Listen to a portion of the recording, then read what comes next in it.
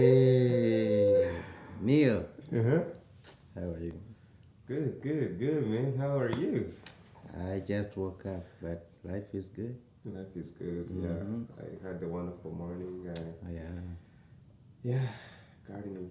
I heard you woke up at 8 a.m.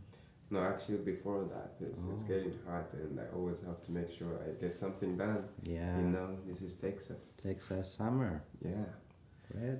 yeah. This is how we start. Hey, by the way, welcome to new episodes. This is Jesse. If you remember him, he was once on this show, and I'm super excited to have you back. Welcome. Well, so the pleasure is all mine. The last time I was on this show, I was doing it just by audio because I didn't have a Yeah, good lighting yeah. system back at home. And you were traveling too. COVID was still arriving in Rwanda, so it Definitely. was. But thank you for taking your time. Thank you very much for Yeah, inviting me. Yeah. good. Yeah, great to have you, and Mm-hmm. congratulations on your graduation, man. Oh, thank you. It's been a long time coming for that. 4 years in Mm-hmm. America. How Mm-hmm. do you feel about it? It does really go by so fast, but Mm. I feel like a big sense of accomplishment has just come upon me. Yeah, Mm-hmm. yeah. So, how do you feel? What do you think about graduation? How Well, was the experience going down, grabbing your diploma, yeah. talking to? Actually, it was one of its kind because I was the last person to enter the hall. Okay, I had uh, interesting. I had slept in because my graduation was at 9 a.m. But my number for walking in was 524. 524. 524 out of about 600 graduating students. That's patience. So I thought to myself, if I'm gonna go that far, I might as well not come in early. But things don't work that way when you're Yeah. graduating. But anyways, it was a little bit anxious and Mm. then scary. But once you shake the chancellor's hands, then you have everything under control. Yeah. So what's so scary about it? So the first thing it's the whole idea of finishing college. Yeah. It's Yeah. not like you've done it before, but you don't know if it's really that true Mm. because in the last 4 years your mind has been set towards a fixed schedule Yeah. of waking up, going to class, and doing exams and submitting something. Yeah. So the very thought that you're not gonna be doing that ever again, at least in the meantime, can be scary because you don't know what's next in a Yes. life that has no fixed schedules. Yeah. And Yeah, now you talk about scheduling. I remember in high school, yeah, our teachers used to tell us that, oh, in college you mm, take care of yourself. yes. But now you're finishing college and you're Hmm. telling me that you have to still take care of yourself. So Well, yeah. that's it. I think So it's when that doesn't stop. yeah. So it doesn't stop. It just changes who Yeah. is taking care of the other one the most. Yeah. So I think in high school the biggest scheduling was left to the school administration to design a timetable. Hmm. But then for the college, you choose your own schedule. But then once you choose the classes you're taking, Yeah. they are going to define how you live the Different. rest of your life. Yes. But no one is going to come running after you if you don't attend the classes. Hmm. You're just working for your own grades. And then that's what keeps pushing you to do something. Yeah. Then once you graduate, this time there is no timetable until you get maybe a career or a job. Yeah. But even then, there will be less pushing around and more Hmm. independence, Yeah. but also a high expectation that you know what you're They're doing. doing yes. And the life between graduation and getting a job Good can job. also be very Yeah, confusing that's what I'm thinking. because you're like, what should I be doing from Monday till Yeah. Friday? What have you done today? Have today, you today I was busy. setting up the set or Yes, so each time I wake up in the morning, I look at my suitcase with the clothes, yeah. which I already packed, but then I unpack them just to make it busier. Then Hmm. I pack them again. Then I repeat that every day in the Yeah, trying morning to to keep yourself. reorganize, Yeah. keep myself busy, and make myself look useful. And then trying to set up different calls with people about a potential job opportunity and hoping that everything goes on well.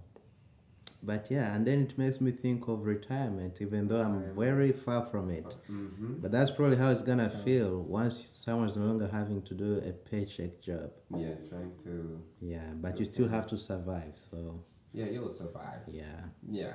hmm And so you've been here for 4 years. yeah, it's a long journey, it's a long way gone. But I want you to take us like in a freshman, yeah, and Yeah, maybe remind the people how you experienced your transition to yeah, America went by, and how you've been growing over those past 4 years. That yes, and now you're a graduate. yeah. Yeah, And they are starting to refer to me as an alumni.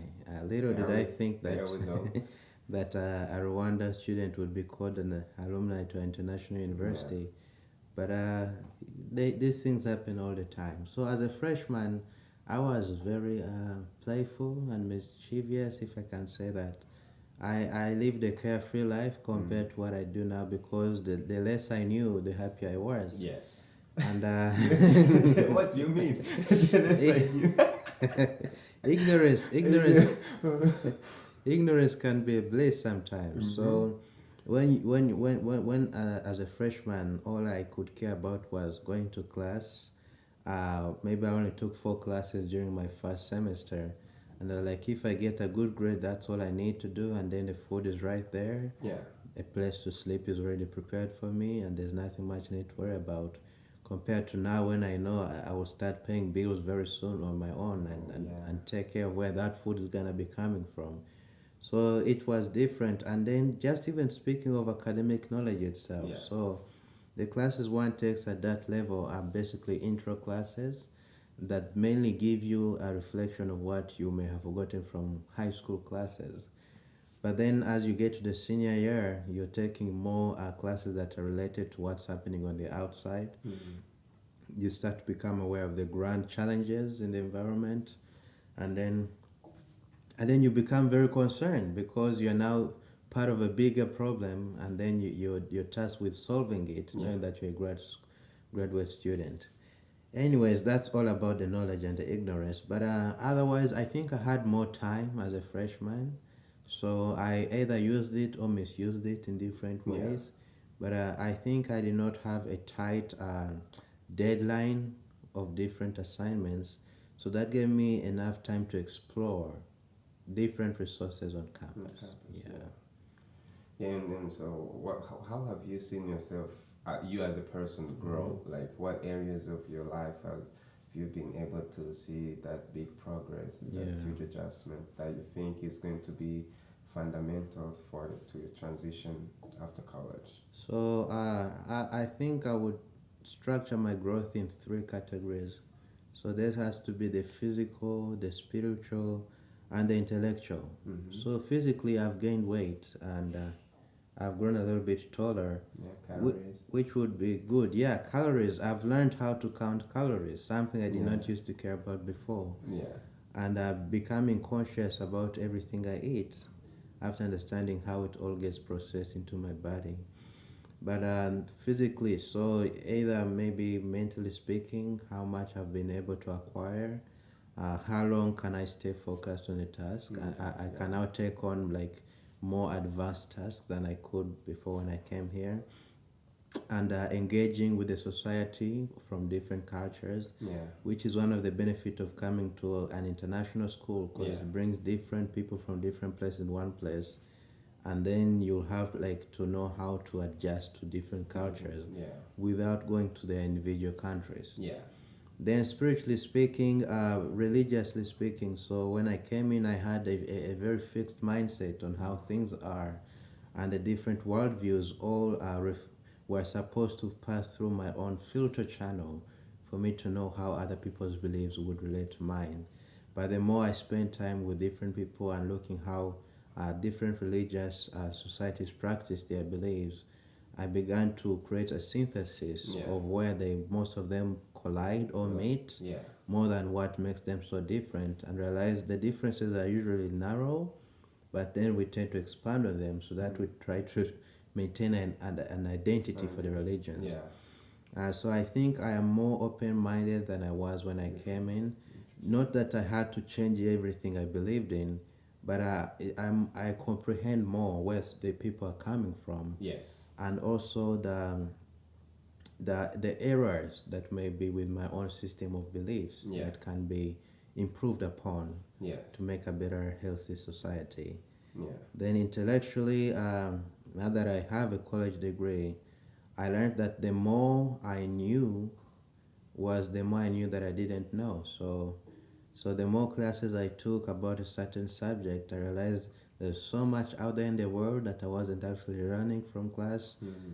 because I wouldn't get all the time to finish all the knowledge that there is. Yeah. So what this college education teaches you is to be humble in your aspiration for knowledge, No, yes. because there's always gonna be someone who knows more than you do, and sometimes even the most educated people are still conducting research Yeah. to find out what lies beyond their scope of knowledge. Mm. So that kind of humility for the intellectual aspect was very important, and it's gonna be helpful for my career moving forward, because I'm probably gonna start doing things I have not been trained to do before. Yeah. So a learning mind will come from knowing that there's so much that Right. is yet to be learned. And then it's also important to share the little that someone knows, Yeah. because we can learn from teaching. That's very powerful. Hmm. Thank you for sharing. Yeah, you mentioned about coming from a culture, like I would say, and don't want you to call it narrow, but let's say something that was just unique. Let's say call it a bubble in some sense. But Yeah. then you came to TCU where there was a lot of it. Yes. And so, apart from being able to learn on living with people, and just that, if you look at you at yourself as a person, is there something that you felt that, oh, this culture, particular culture, makes me appreciate my culture more? Hmm. Yeah, that's a good question actually. So let me see. So I come from Rwanda. So that's gonna be most related to the East African culture background and whatever comes with that. So meeting people from, let's say, the Southeast or the Eastern Asian cultures such as India and other places, that's like as big of a contrast you can make it to be. So the first thing, of course, has to be communication. Yeah. Languagely speaking, we are only being united by the English as the official language, but we each knew that we had our own cultural local languages that can bring along their own cultural context different Yeah. from the English language. So by interacting with the students from India, from South Korea and other places, uh, we're able to exchange a few of the words, but it was not as important as the words we're talking about, but the meaning behind them and what it means. For instance, how we greet each other based on the levels of age and respect Yeah. seems to be related also to what the people in India used to address people of different ages. And the way you say hello to somebody will show the mutuality you have amongst yourself. Yeah. And also, so that was something that was helping me to grow culture-wise and socially speaking. But also the social cues that are non-verbal can be very important. Yeah. So for instance, now moving away from the Asian to the Texan culture, I Yeah. could say, the smile that smile, people gave, yeah.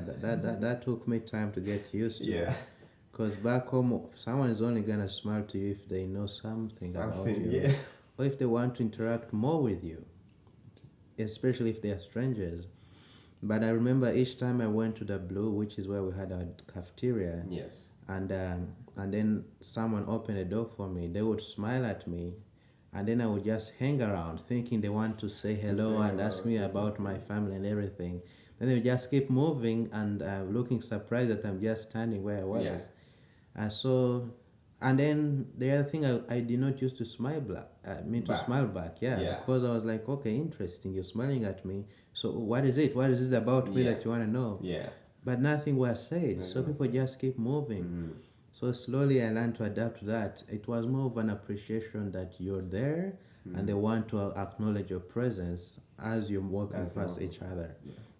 Actually, that was going to be my follow-up question. Like, what have you discovered? Why they smell Yes. like you?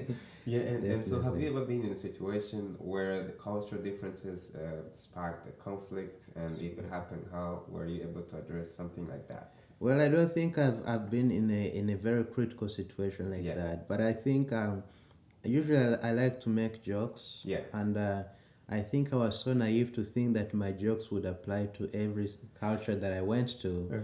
So it took me time each time I cracked a joke trying to make friends with people from the US, Yeah. and no one started to laugh or no one got the joke I was giving, and then that would interrupt the next sequence of the conversation The I'm going to conversation, have. yeah. And sometimes I probably make maybe a joke that can be got from the Bible, and that could offend some Christians around, Yeah.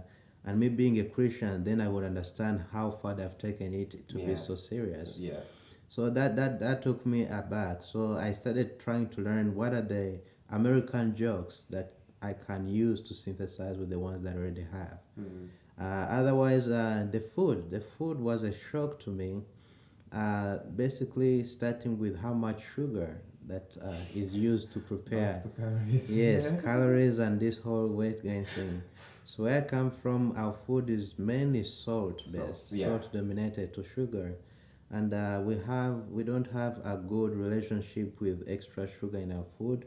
We immediately attach it to some form of health problem if it's too much sugar. The name junk food Yeah. gives us a bad connotation back there. But here I found, surprisingly, the junk food is cheaper than the Cheaper than the organic food or Yeah. the healthy food, Yeah. which is the opposite back home. Correct. Yes. Yes. So each time I went to eat the luxurious delicacies, I would see that they're all made of maybe 90% sugary Sugar. stuff, but that's all that is being offered maybe at a party. Yeah. And to be humble enough, I had to choose one thing, but then know that there may be a consequence attached to it. Interesting. And now you talked about your jokes. So I myself too have been in a situation where I just had to be myself, and if somebody knows you, they knows you love making jokes. Yeah. You're a funny guy to be around. But at the same times, it can be challenging if people don't know that aspect of you as a Yes. person, and in some ways, it can be a challenge to you as an individual. And in most cases, it's not your fault.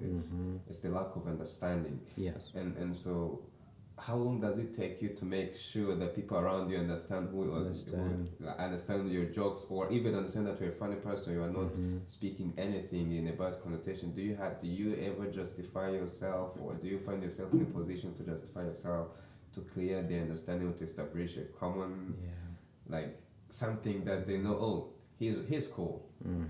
Yeah. So actually, that's a good question. I have to figure it out in a slow process. You remind me of one of the students we were discussing with at the cafeteria. She's a nursing student, but then I don't think we had talked more in the past. Yeah. So as we're talking about what our classes are and what is going on in class, I started making jokes that could be probably serious. Let's say maybe I was saying maybe my professor is gonna do something terrible if I don't submit this by the deadline, and I'm just 1 minute towards the deadline as we're speaking. Yeah. So she would immediately think that I have to go and submit homework and leave my lunch. Yeah. And then she would like, oh, I'm so sorry for taking your time. Let's go and let me leave you to do something. Yeah. Then I would just say, I was kidding. It's a joke. I was just trying to exaggerate how much the professor Yes. put into this. Then she'd be like, oh, you were joking. You were pulling a prank. Yeah. I was like, yes. And when you have to explicitly mention that you are joking, Yes. it loses the fun out That's of it. true. Yeah. But then it saves you from embarrassment between the two sides. So as time went by, each time she talked to me, she had to remind me that she's not gonna know when I'm joking or not. Yes. Because she was like, I took you so seriously before, now I don't know the difference. Yes, it's hard to tell. Yes. I've been in the same situation where people are like, Yeah. I don't know if you tell me the truth. The truth or not. Yeah, but And that can be dangerous. indeed. Yeah, because I remember even back home in Rwanda, there's this group of people wanted to give some computer trainings. Yes. And then they wanted me to call some people to come for the trainings, Yes. providing transport, food, and everything. So really, they just needed people. Yes. And they started making phone calls, but it was very hard for me to find people for the opportunity because they thought I was You were joking, I was joking. lying. They couldn't You're believe me. scamming them. Yeah, so I had to find some 30 people that please help me reach Yes. out to these guys. They really need this to access this opportunity. Yes. Yeah, and so yeah, things like that happen. Yeah, especially because most of my jokes come out sarcastically. So I make a joke seriously. Seriously. Yeah. So, for instance, sometimes I can take someone into a serious, like calm conversation. Yeah. Maybe we're talking about a very sensitive issue. Maybe someone that has just broke up with their boyfriend. Then we first go into that conversation of sympathizing with each other. Then slowly, then I make a small joke about that ex-boyfriend. I'm like, you know what? On Valentine's, the only date you're gonna have next will be February 14th. Oh, And then, okay. and then for a minute they don't get it. Then I'm like, and how does that relate to my problem right now? Yeah. I'm like, well, he's gone, so you can date as many calendars as you have. Like, oh, you're kidding. So Yeah. that is some sarcasm in there, and Yeah. and because it's not said with a smile. That's my yeah. They think it's Yes. So the next time I'm actually now like feeling lonely and Yeah. sad, they will think I'm about to pull another joke until they don't get it. Yeah. But with time they get it because, well, this is America. We have some of the funniest comedians Yes. with all different styles. Yeah. So they know how to relate you. I think people just find a place to put you I think so. in the way they know you. Yeah. Then they move. Then they start also cracking jokes that I find hard to Yeah. understand. And then the conversation Life goes on, yes. are fun. Hmm. Yeah. So, what have you graduated in? Tell people. Share. I have graduated with an environmental science degree, a Bachelor of Science degree, and it's quite nice that I graduated single because it's a bachelor's. What do you mean single? So usually, Okay. Okay. Now I got it. Now you see how it works. He's single. He's a bachelor. Need to attend some bachelor's party. Yes, I need to attend the bachelor's party and even the show, The Bachelor. Yeah, see? Oh, okay. Okay. Okay. Yeah, we'll fix that later. Yeah, definitely. Yeah, so environmental science. Environmental science. What is that? So actually, that's a good question. So remember, I told you as a freshman, I didn't care about how much I knew. So Yeah. I would just say I'm doing this degree. People like say, "Wow, you're gonna do big things." Big things. But the older I grew in the upper classes, we were like, "So what exactly is an environmental science?" They're like, "It's nothing, because every science is environmental." So environmental science is not a specific subject you can pick out and then teach it on its own. On its own. It's just a mixture of all the sciences: physics, chemistry, biology, geology, and all the rest of the other classes, because it's more of an interdisciplinary subject than it is just a subject of its own. Yeah. So the only difference between it and each of those other subjects, it does not go into detail as a physics major would, or as a chemistry major, but it picks out something that chemistry would find in harmony with physics and then relate it to an environmental grand problem. Yes. So for instance, addressing climate change would be a very wide problem that's Yes. placed out there, and every subject is going to try to tackle it in different ways. Yeah. So what environmental science does is to create like a harmony between the chemical reactions that lead to the greenhouse effect, Yeah. and then the physics will deal with the actual influxes and the numbers that go into it.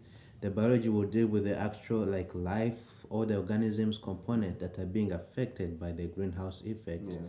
And then the mathematics will come into how you address this to either the public or to the government when you want to tell them to make an action towards reducing the level of carbon dioxide in the environment. Yeah. Then geology would come into the interaction of the different cycles of the atmosphere and the biosphere, and how the carbon can be converted to another form that's more stable.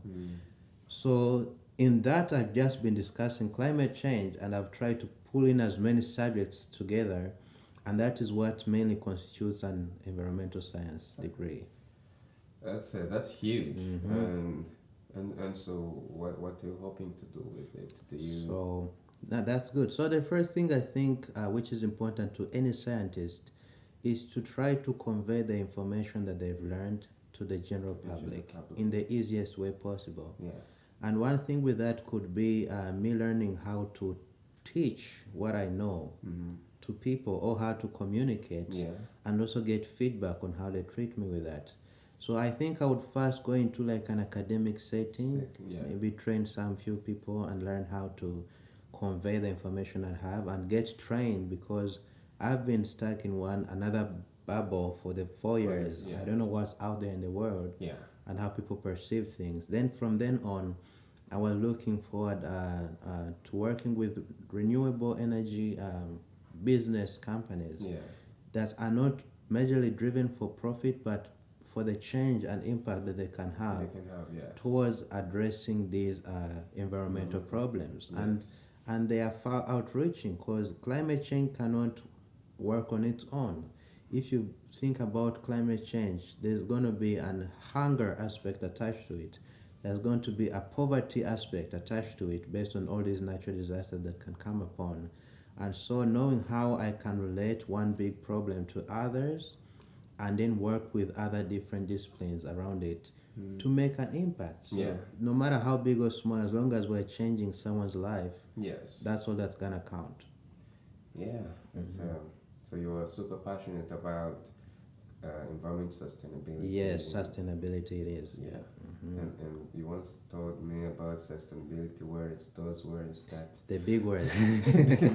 that needs to be changed. Yes.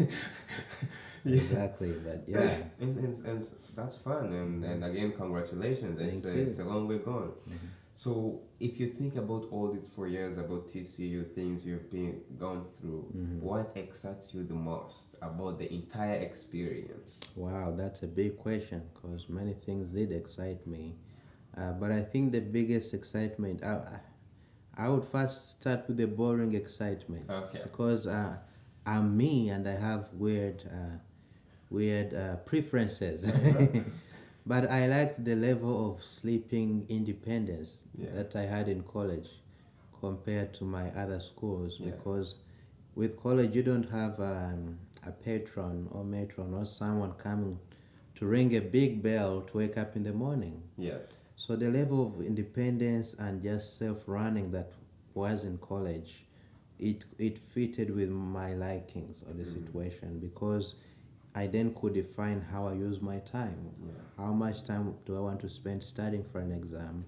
How much time do I want to spend going to church? How much time do I want to spend working for money? And how much time do I want to spend in leisure, like making music or recording or playing a video game, something like that?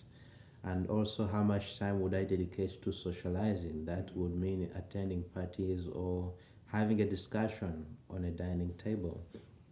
So independence, time independence was the most fun experience, next to eating food of different calibers. Yeah.